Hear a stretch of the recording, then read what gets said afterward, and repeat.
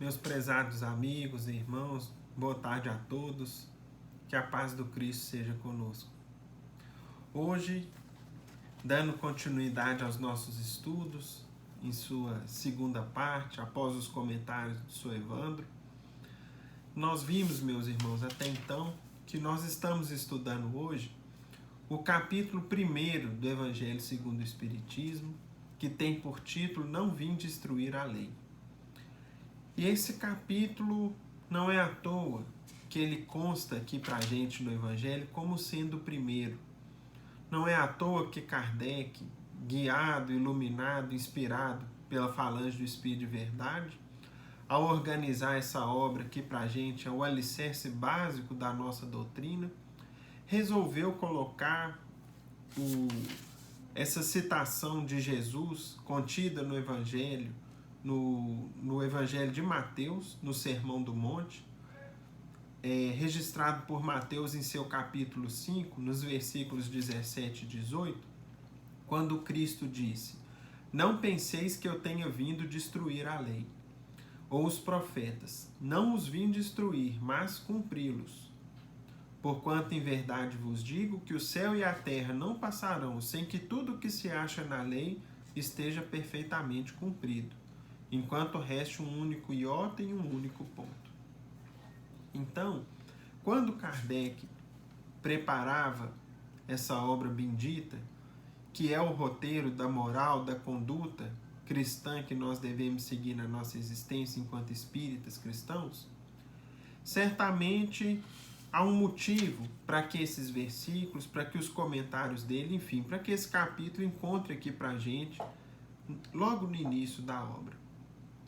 Vez ou outra, meus amigos, talvez a gente já tenha escutado alguns comentários no seguinte sentido: o espírita estuda a Bíblia?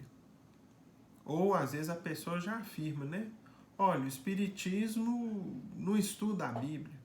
Ou seja, a pessoa sem nos ver em constantes consultas à Bíblia, ou mesmo carregando-a para os nossos templos, né, de estudo, de oração, de trabalho.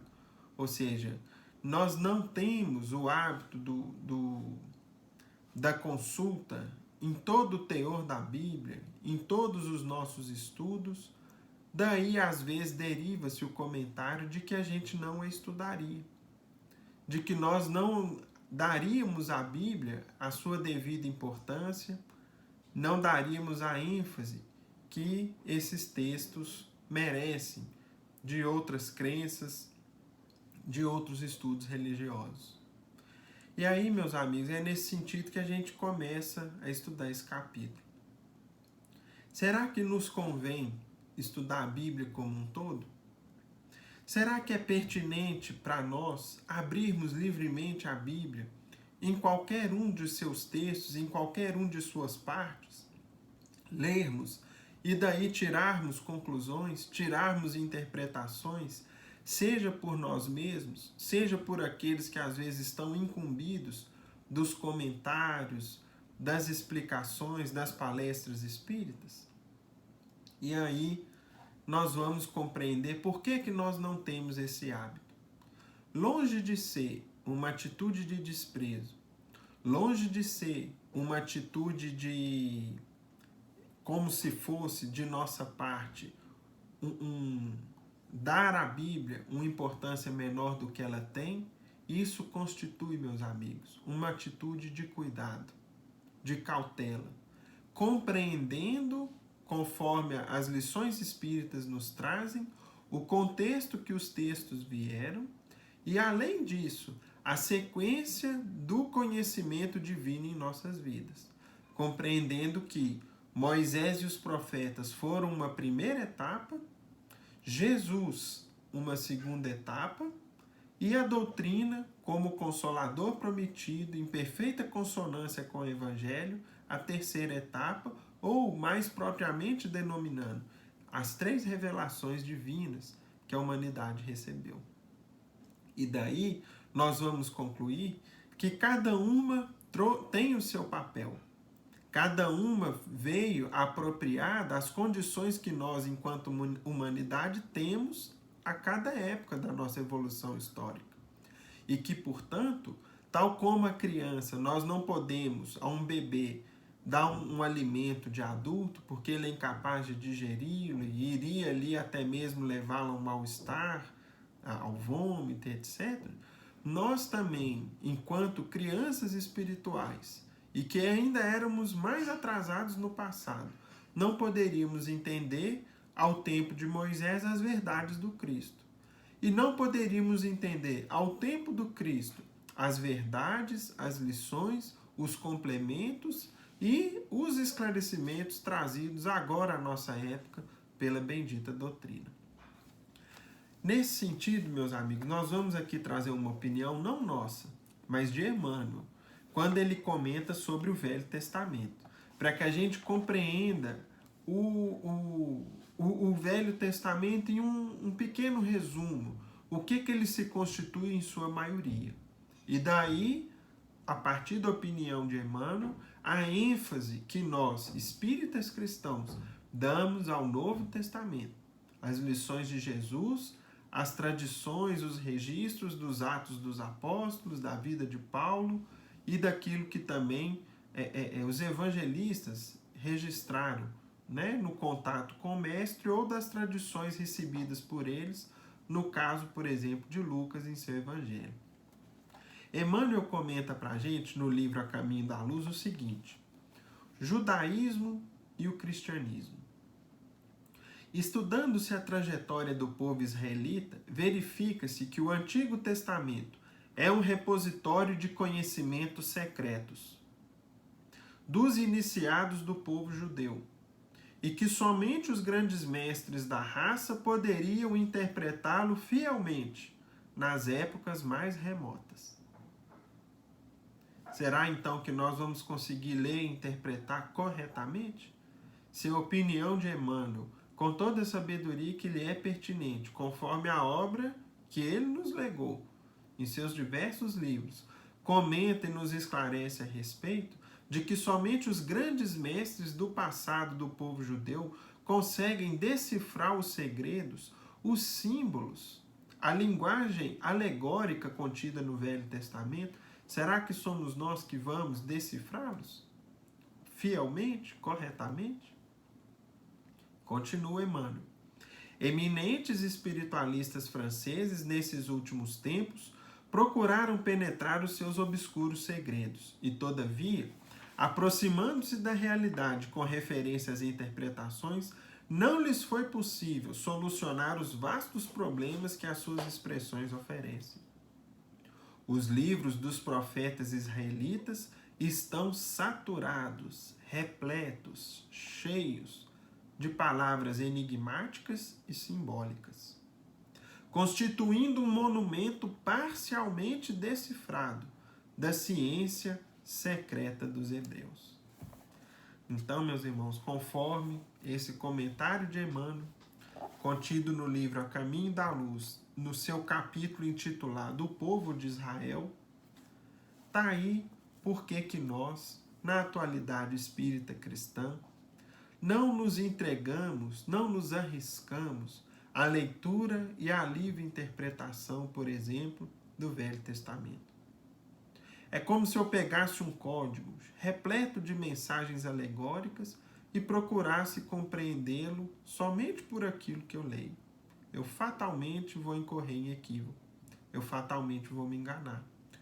Querem os irmãos um exemplo disso? A simbologia, o texto contido na Bíblia que diz respeito àqueles que seriam os primeiros habitantes da Terra, Adão e Eva. Recentemente, acho que eu até comentei isso com os amigos num dos estudos que nós fizemos aí ao longo desses estudos gravados. Uma das minhas filhas, que tem a disciplina de ensino religioso na escola, é uma escola católica, estudava a respeito de Adão e Eva e, de forma assim, muito ingênua e natural, ria-se do que o professor contava a respeito da história de Adão e Eva, sem compreender exatamente o que aquilo ali significava. Ao ponto, por exemplo, de ler lá que Eva foi feita de uma costela de Adão.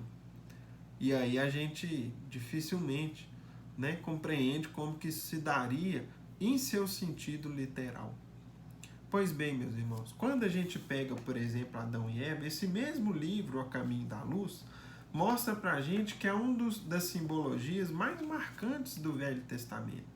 Porque elas dizem respeito não a um homem e uma mulher que viviam num paraíso que era a terra, e que por um erro, por um pecado, teriam perdido tudo, e vindo à primitividade, e passando então a ter que trabalhar para comer o pão, para se alimentar, etc. Mas sim, como um símbolo, conforme o livro A Caminho da Luz nos traz, de espíritos que vieram exilados para o nosso planeta Terra, oriundos de um planeta que orbita em torno da estrela de Capela, estrela essa que é vista nos nossos céus à noite. Ela normalmente é uma estrela que está no rumo norte. Quando recentemente eu arrumei um aplicativo no telefone, que a gente aponta para o céu e consegue ver as estrelas e ali coloca o nome delas. É uma coisa muito legal, muito interessante. E a estrela de Capela, para os irmãos terem ideia, ela é a sexta estrela mais brilhante do céu. E ela sempre está mais ou menos no rumo norte, aí por volta de 9, 10 da noite. E ela é bem vista, ela é facilmente observável.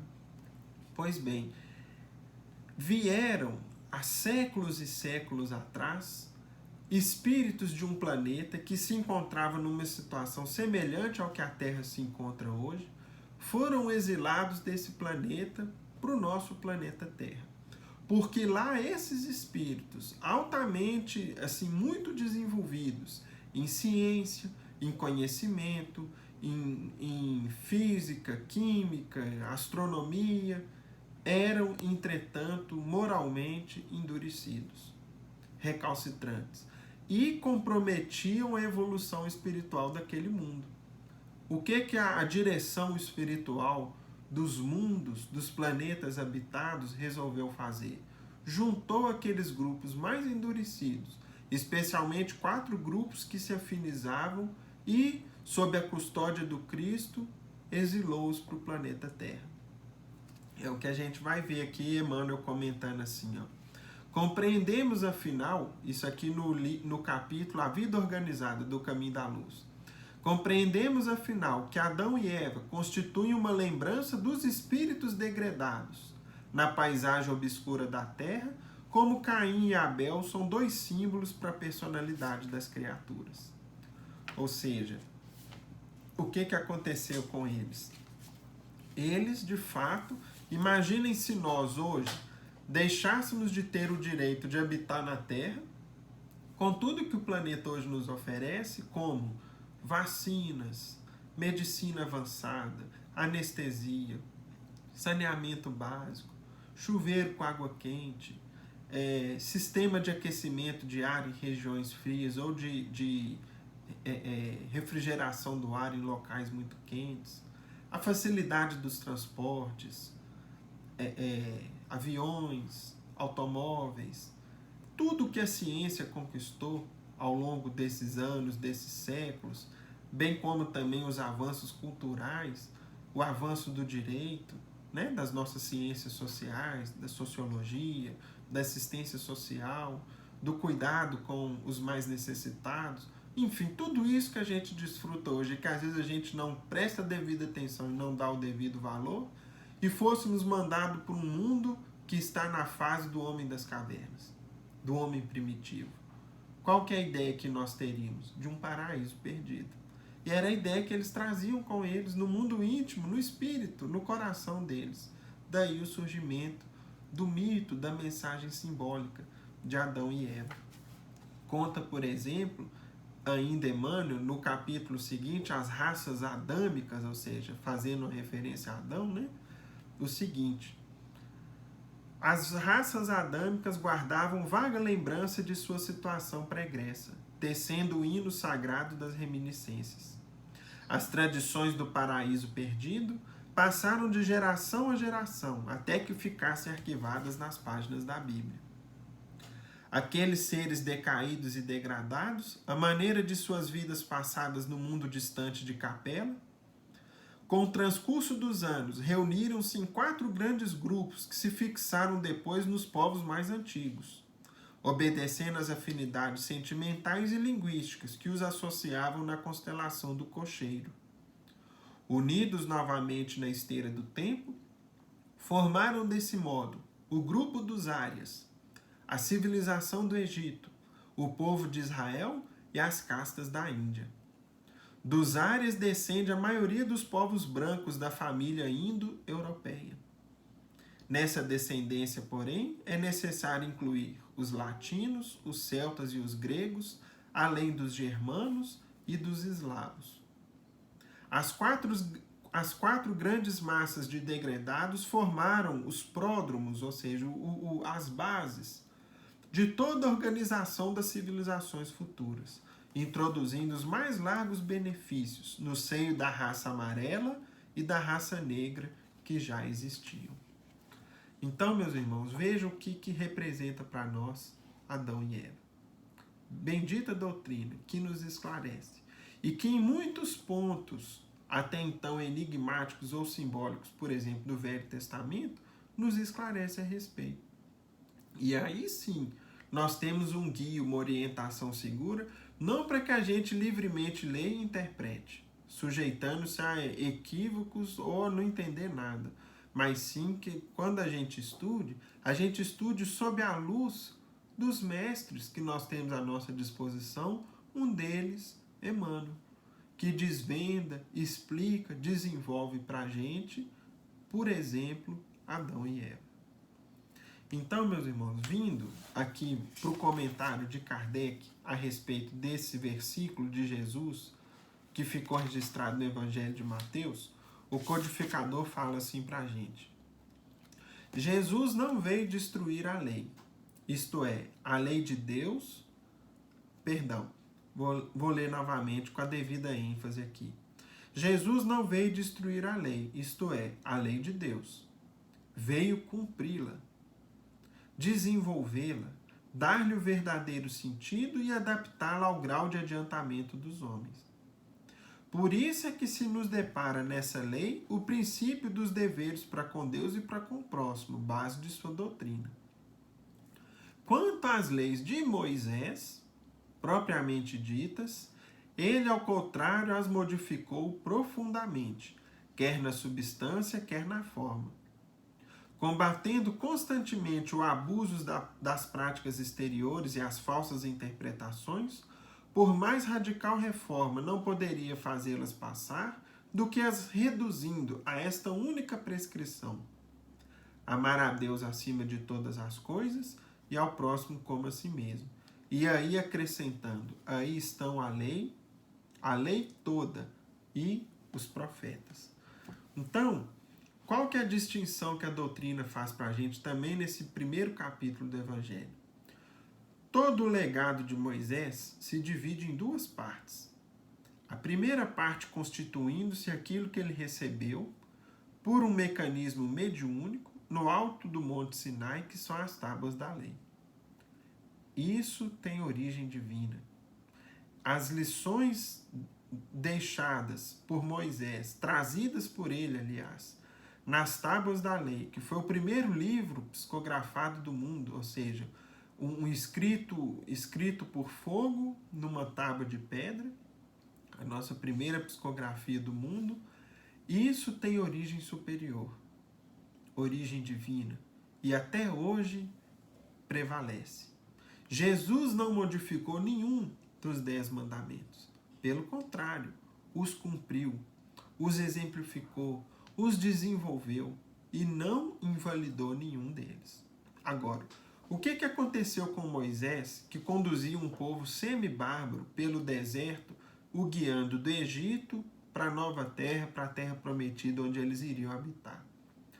Para que ele tivesse condições de controlar, de disciplinar, de comandar aquele povo, ele, como legislador, instituiu uma série de leis, instituiu uma série de princípios, de ordenações, aos quais ele deu origem divina.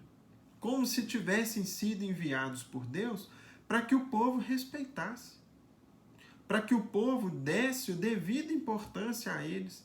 Porque como que ele iria falar assim com o povo? Ó, isso aqui, os 10 mandamentos vêm de Deus, mas isso aqui não é de Deus não, isso aqui é eu que estou criando. Ele então, como um mecanismo de dar credibilidade, de imprimir respeito às pessoas, deu origem divina a todo o seu legado. Inclusive as leis provisórias, temporárias, efêmeras, de cunho comportamental, penal, civil, que ele instituiu junto do povo e que ficaram registrados nos livros que ele deixou para a gente. O que Jesus fez com essas leis? Modificou-as profundamente. Ou seja, o legado de Moisés, que não os 10 mandamentos, que é de origem divina e que o mestre veio para cumprir, para confirmar e para dar seguimento, todo o resto Jesus modificou profundamente. E aí, meus irmãos, nós separamos, pegando aqui no Velho Testamento, 2 exemplos e como que fica claro a modificação que o Cristo impôs em 2 pontos somente, que estão contidos aqui, por exemplo, no livro de Deuteronômio, no Velho Testamento. No capítulo 12 desse livro, consta que leis acerca da adoração.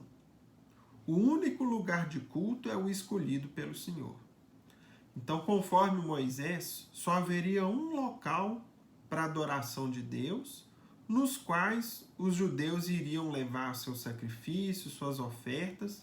Todos os outros locais não teriam a primazia que esse local, escolhido por Deus, na verdade, né, escolhido ali por eles, teria, ou seja, nenhum seria tão grande, tão importante quanto aquele.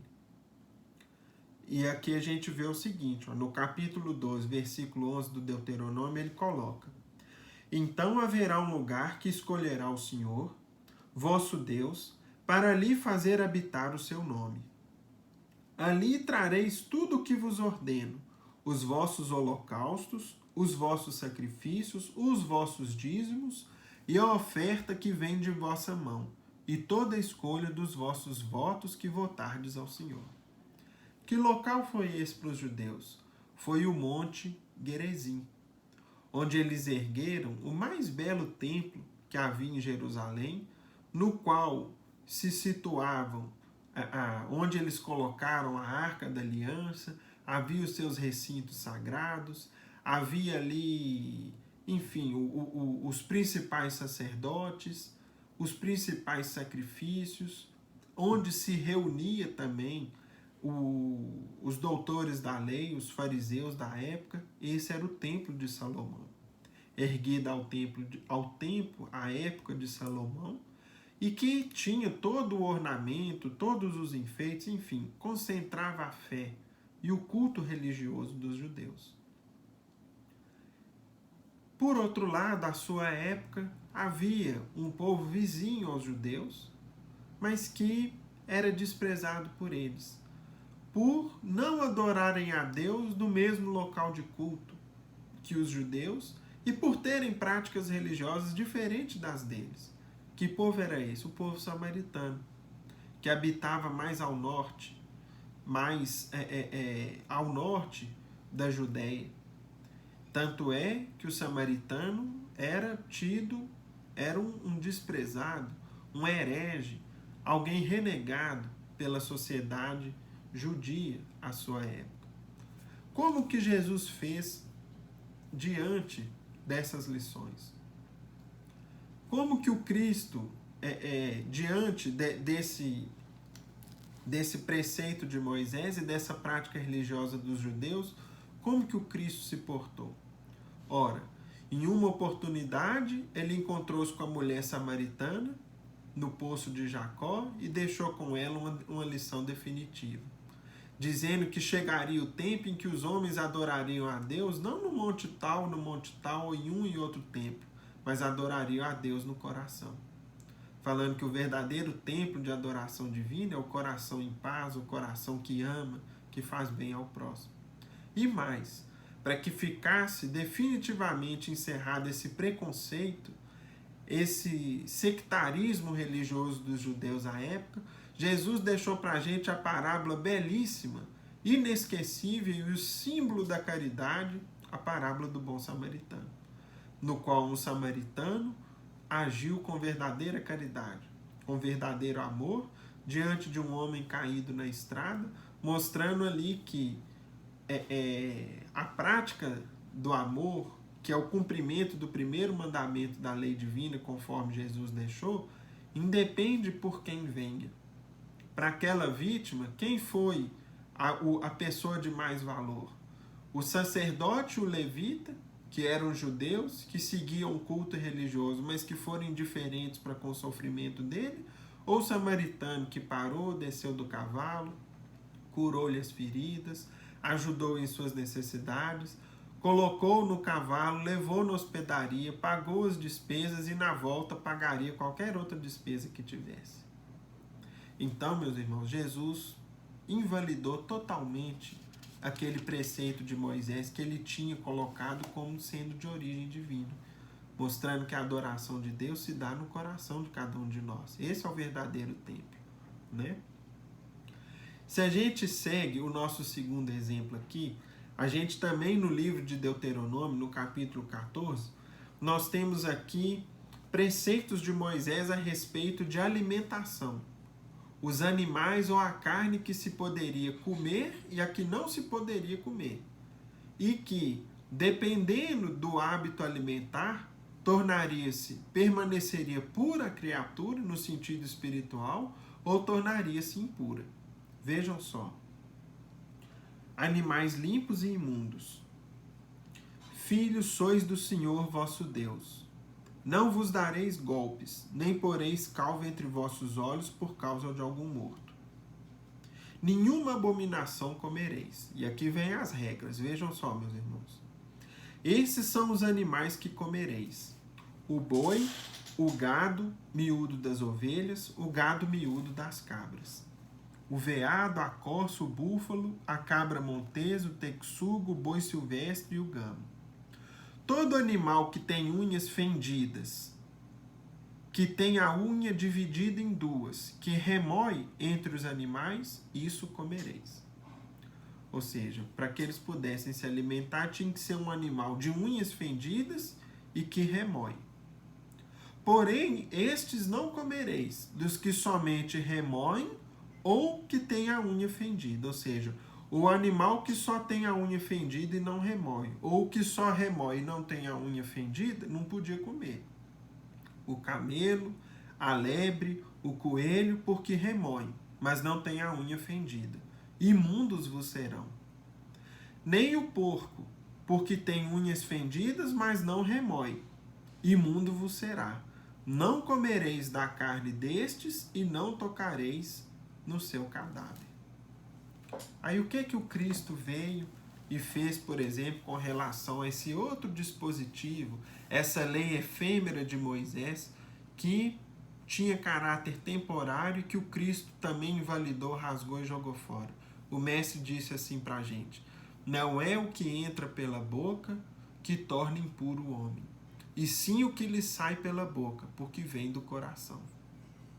Então, meus irmãos, são dois exemplos que a gente trouxe a respeito da adoração e da alimentação, e tem muitos outros que Jesus pegou e deixou de lado, e falou que aquilo não tinha importância, como, por exemplo, uma série de atos exteriores de fé. Olha, o Cristo uma vez disse assim: quando fordes ao templo e tiver qualquer coisa contra o seu irmão, a lei antiga diz que você põe ali a sua oferta e que o problema está resolvido. Aí o mestre vira e fala o seguinte: é melhor que você perdoe, que você reconcilie e depois venha ao templo, mostrando para a gente que primeiro vem a prática das lições divinas, muito antes do que qualquer prática exterior de fé. Outro exemplo que a gente tem: houve uma ocasião que Jesus, reunido com alguns judeus, eles perguntaram abismados o seguinte: mestre, por que os seus discípulos não lavam a mão antes das refeições? E aquilo ali não era uma preocupação de higiene, Era um preceito religioso. Era algo que, olha, eu preciso lavar a mão para que a minha mão fique pura e eu toque no alimento que é puro, porque, portanto, eu não torne impuro o meu espírito.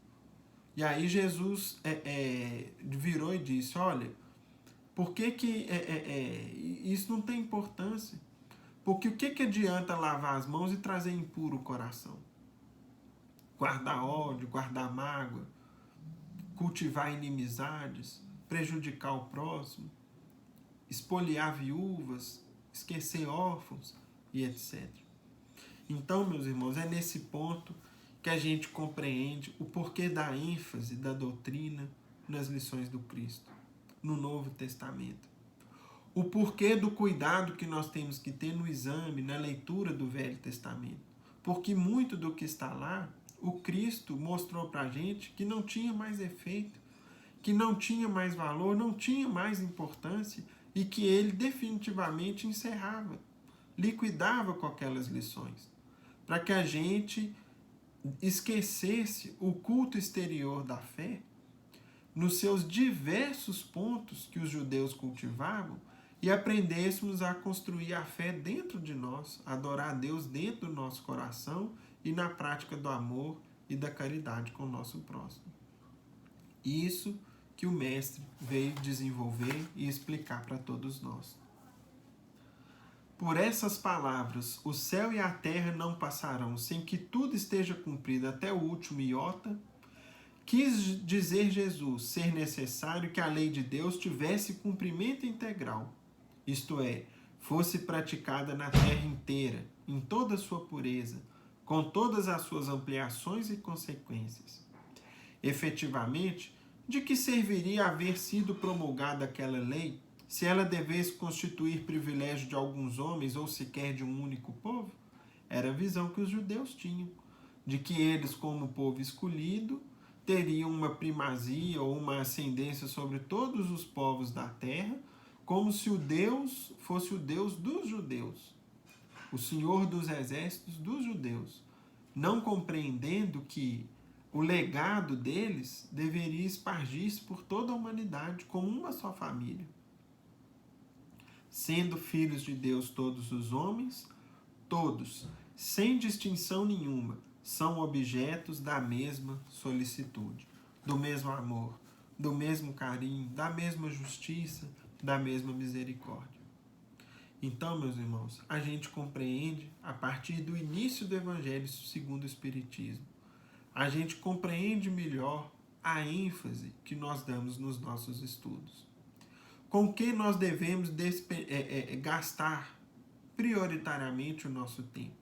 Em compreender o Evangelho do Cristo, suas lições, suas consequências e mais, toda a interpretação, todo o desenvolvimento que ele teve por meio de Kardec e, nos anos mais recentes, no último século, com o legado que o Chico deixou para a gente. Nosso querido Chico Xavier, por meio de sua obra psicografada, que constitui-se de mais de 400 livros, muitas pérolas, muitos verdadeiro tesouro de conhecimento para a humanidade, que daqui a alguns séculos nós vamos dar o devido valor, a devida importância, passar a estudá-lo nas escolas, dar mais ênfase de estudo nos lares, porque são o roteiro da paz, da alegria, da fraternidade e da concórdia entre os homens. Que Jesus nos ampare a todos. Meus amigos, chegando ao fim dos nossos estudos dessa tarde, passemos a nossa prece de encerramento. Querido Mestre Jesus, agradecendo a bondade e a misericórdia divina nessa tarde, rogamos ao Senhor que nos ampare e nos abençoe a todos, levando aos nossos lares a proteção, a assistência e as bênçãos de que precisamos. Ampare, Mestre, a humanidade terrestre, aos nossos governantes, aos homens de bem, aqueles que encerram possibilidades em suas mãos, para que todos possamos trabalhar em benefício do bem, da concórdia e da fraternidade entre os povos, deixando de lado as nossas limitações e as dificuldades que nos são particulares. Rogamos ao Senhor, querido amigo, que leve as suas bênçãos generosas aos hospitais, aos enfermos, onde quer que haja dor, aflição, que o vosso amor, a vossa bondade esteja sempre presente, em nome de nosso Pai Celestial. Pai nosso que estás nos céus, santificado seja o vosso nome. Venha a nós o vosso reino, seja feita a vossa vontade, assim na terra como nos céus. O pão nosso de cada dia dá-nos hoje, Senhor. Perdoa as nossas dívidas, assim como perdoamos aos nossos devedores. E não nos deixeis cair em tentação, livrando-nos do mal, porque vossos são o reino e o poder, a majestade e a glória para todos sempre, que assim seja. E em nome de Deus, nosso Pai, de Jesus, nosso bom e amado Mestre, e de Paulo de Tarso, patrono de nossa casa, agradecemos ao alto e damos por encerrado o nosso singelo estudo dessa tarde, na santa paz do Senhor, que assim seja. Fiquem com Deus, meus amigos. Até a próxima.